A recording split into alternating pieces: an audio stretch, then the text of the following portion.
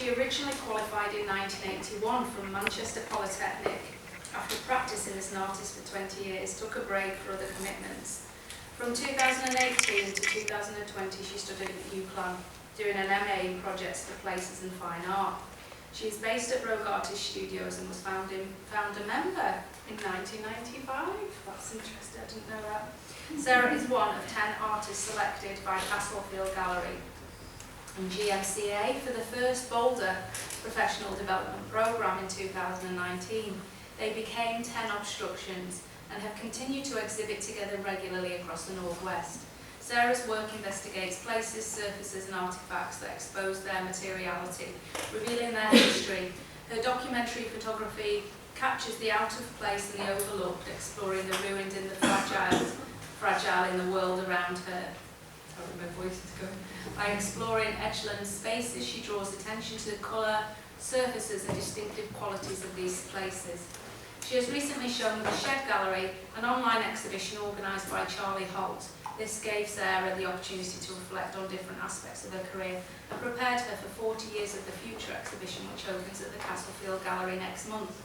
This show celebrates the first year that the Castlefield opened in 1984 and the exhibition that she had with Trisha Gilman, who will also be exhibiting.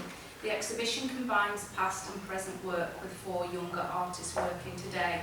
And I have admired Sarah's work from afar for quite a long time and seen it online, so it's great to be able to invite her here today to talk about that. So my art career began over 40 years ago. I qualified at Manchester Polytechnic in 1981 and I was a painter working in oil paints. I haven't practiced obviously through that whole time. After that 25 years I had my daughter, and unlike so many of these other people who've managed to continue practicing, I just found it too much and I stopped.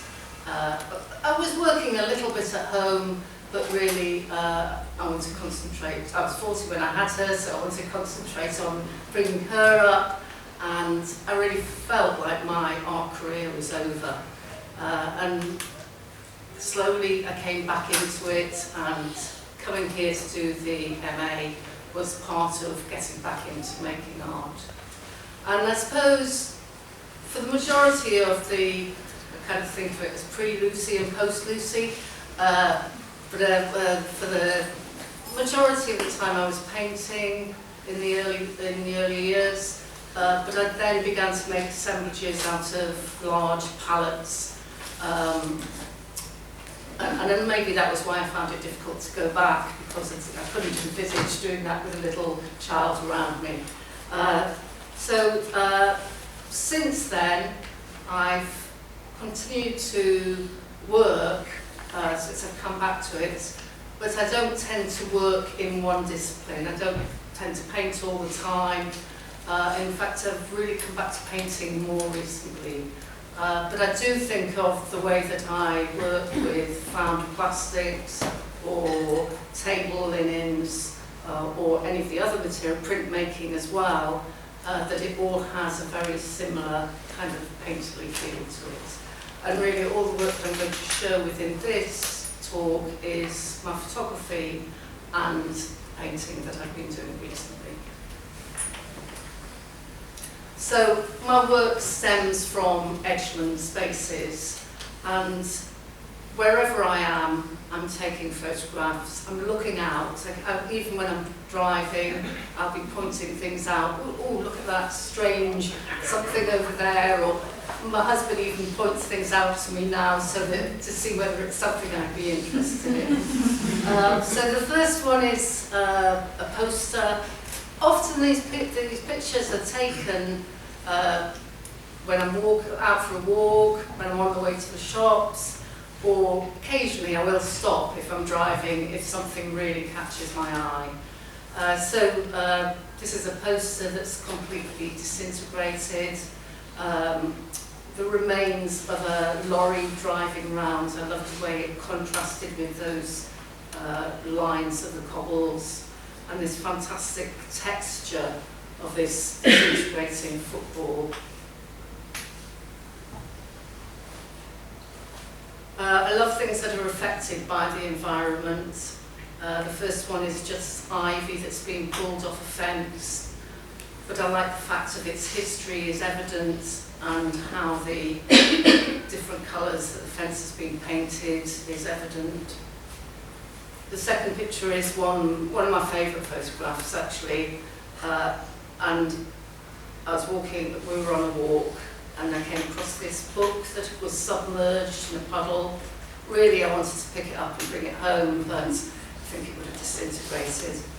But I love the contrast of that texture of the book, which I think is maybe like a wages book or something, against the reflection of the tree and then the bricks in the path. And then the next one is very strange. I mean, I think that I'm often attracted to the out of place. This was the only bit of the fence that was left. It was just on the side of the path, and really, again, you felt that you could just pick it up and take it somewhere else. And I like that contrast of the green grass, that rusted metal, and the red of the leaves below. And just finally, I've got hundreds of these photographs, so it was about selecting ones that I thought would tell a different kind of story. I looked out the window as I was driving past. I wasn't driving, I hasten to add. And there was this yellow splash. It looked like paint in the road, and then I realised it was a laburnum blossom. I just love the way that that bright colour stands out against the very mundane surface.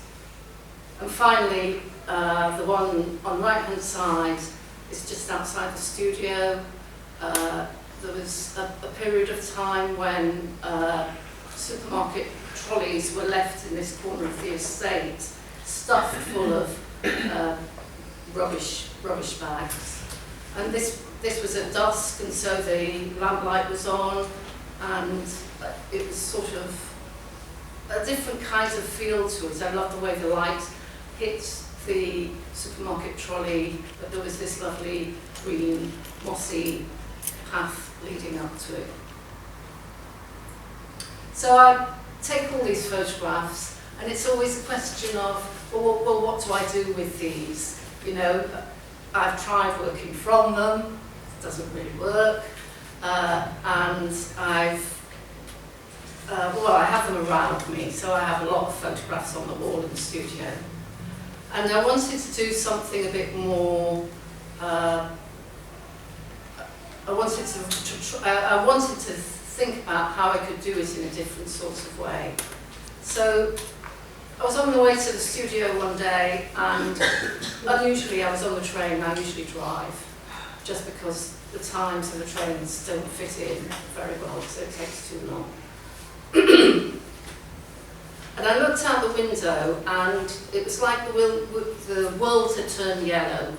I think it must have been early autumn, so the leaves were all going yellow, but everything seemed to have this kind of yellow tinge. And I liked the way that the buildings sort of merged with the foreground. I don't think I worked from it straight away. I think I just had it on my phone. I have lots on my phone. But I was looking through for something that I could respond to, and this was where I started off. So these are a series of studies that I started to do. Prior to this, I'd been working on a project where I've been using natural inks and cyanotype, those sorts of processes. And I just really wanted to paint. I didn't want to have to think about how I was going to fit these different techniques in. I just wanted to make some paintings. And I guess my go-to process is collage. So these ones started off, I suppose, in a sort of slightly different way, in that I made a patchwork of offcuts of paper. I all my work up until this stage was irregular, so it always had bits that stuck out, and it's very much about letting the image find its own space. So my original intention when I was making these was that I'd take them apart and I'd work from the different segments. But actually when I did take them apart, I thought they were better together. I liked them better together. And so the route that I took from this was completely different from what I expected. And so they led on to the work that I'm making now. I've worked in collage. I've worked in collage for a long time, so I've got a lot of different kinds of, some made surfaces, some found surfaces. I'd cut up some old paintings, so I had those as well. And I suppose my work involves kind of fragments, panels, and sort of the materiality of the materials. And the way that I work is that I arrange them. I think I put a little film on Instagram, and Nan, you said, oh, well, I don't work with collage in that sort of way. Mine is very much about how I arrange them, and I arrange them out, and then I take a photograph, and then I'll try a different arrangement, and then I'll take a photograph. And this can go on for 10 or 20 photographs, but what I like about it is it allows me to go back so that I can really review where I'm up to and what is actually working. So the first one was the green with gold rings, and I quite like that. I mean, it's confined within that square, but I like the nature of that. And what I wanted to do with them was to work with the colours that I found in those edgeland spaces. So predominantly, you know, on the side of a road or side of a train or motorway spaces, all those kind of places, it's the bleached, dried out grass is the colour that overtakes everything, and then the worn, wet wood, and then colours that are quite subdued because they're worn and weathered. And so that was the way that I moved forward. So this is the way that I work, and I paint I get a large sheet of paper. It's very much about mixing of colours. My work has always been about the mixing of colours, the range of colours, I suppose, taking maybe 3 tubes and seeing how many colours I can get, and making patches and then chopping them up as I go. And I also always sort my colours out into piles of similar colours, so that I don't waste time looking for things. And then I start to build up the images that way. And they really just refer to arranged, I suppose they're trying to evoke what that edgeland space is like, not trying to describe one space or one wall, but taking inspiration from lots of different things and contrasting between made mark making and painted surface, and different kinds of applications. So these are the most recent ones of the ones that I'm showing. I have obviously made more since, but I guess these are my 2 favourite ones. And the one on the left, again, is that predominantly yellow, but with a tiny bit of red, which I kind of think of as that bit of plastic that you see flapping on a fence. Just something bright that contrasts against the mundanity of those spaces. And the one on the right took forever. I mean, it seems like quite a simple image. And the centre came together really quickly, and then I couldn't figure out how to bring the other parts together.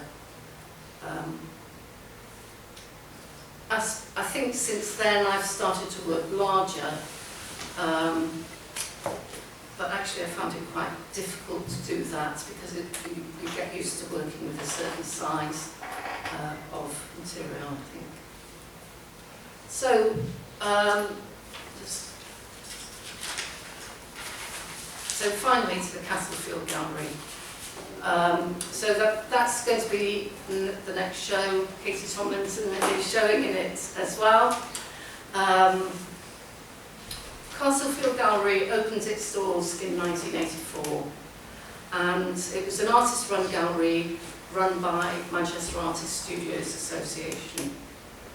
And the aim was to bring really well-known artists from London to Manchester. And I don't know, some of you are old enough to remember, you know, that didn't happen at that time. It was quite a kind of desolate place, Manchester, and you only really had the big galleries. But one of the things that the Castlefield did at that time was to bring well-known artists, and show young artists alongside them. And I benefited from that. 3 years out of college, I showed with Trisha Gilman. And so the Castlefield now are doing a celebratory 40-year show, and they're bringing back Trisha Gilman and myself, and they're also bringing back John Hoyland, who opened the Castlefield right at the beginning, and Gary Ragg, and then showing Katie as one of the 4 up-and-coming artists.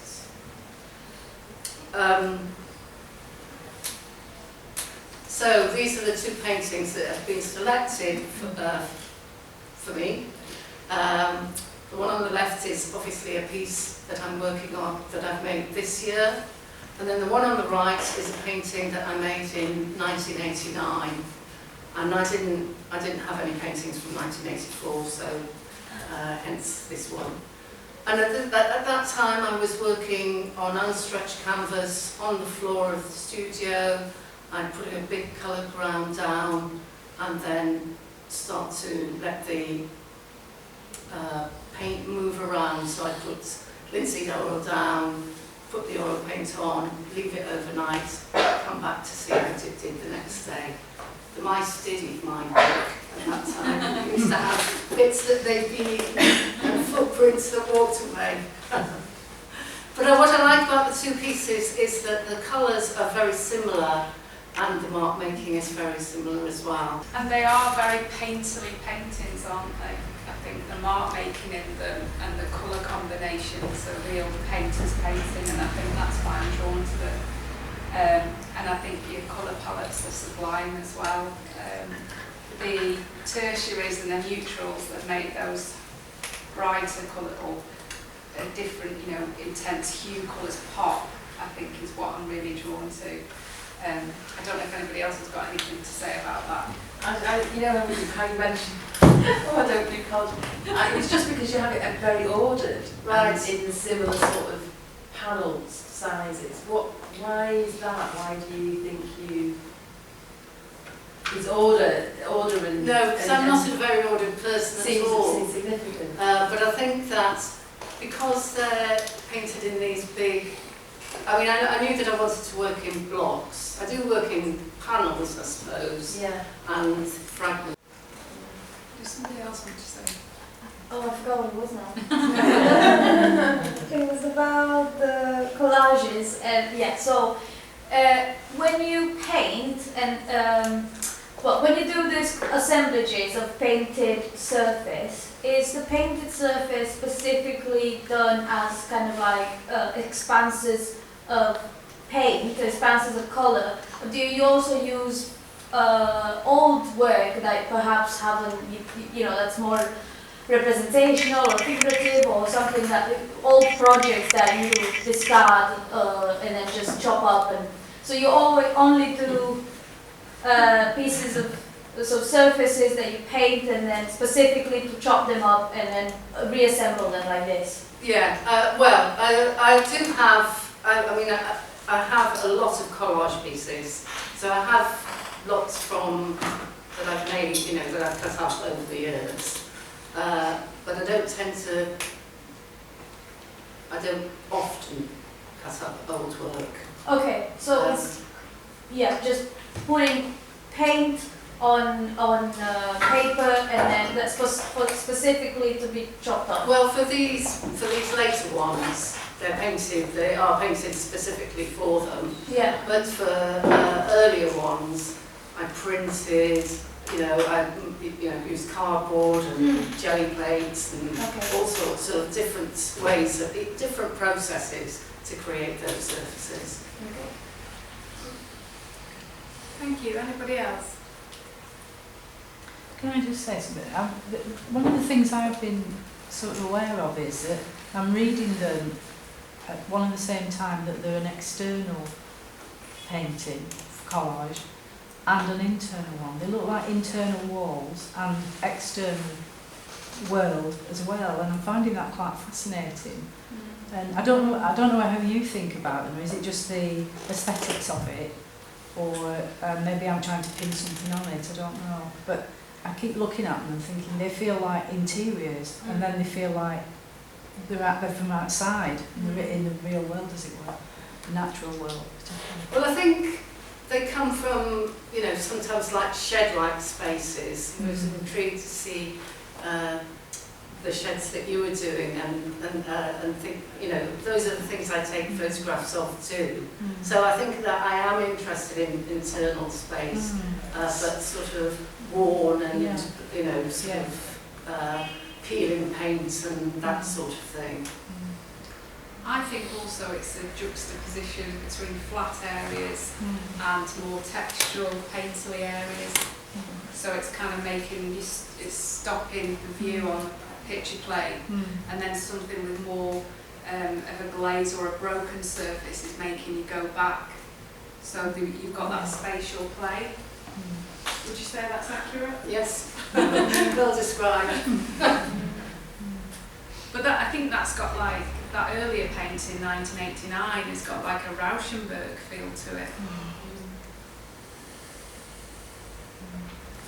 Yeah, I suppose I was thinking about that scale thing as well, how I used to do really big paintings when I was younger, and I mean these such tiny, much more discreet, thoughtful things. I think it's that kind of painterliness, that you kind of need to get out of the system sometimes as a painter. You always have to kind of really embrace the medium and then know what you want to do with it after in a much more kind of reflective way. Yeah. Like there's more control later. Yeah, because you understand it, you've been getting to know it, kind of nice. Romantic period, passionate, romance. There's a similar sort of grid in the early ones, it's there. and then you've honed in on the grid a little bit more on the, quite a lot more. The way that Well, they're much more they're constructions, aren't they, rather than... And, I make assemblages as well, so I work with found plastics and table linens and things like that. So, they're grids as well. So I suppose that element kind of comes through all the work. But the way that you put your colours and your surface textures together is much more informed than that. Well, it's almost like you're taking snapshots of what you see and then you're composing that. Yeah, I don't think it's as Maybe it's considered as that. I think It's like a conversation, isn't it? Yeah, Between yeah. different, materials.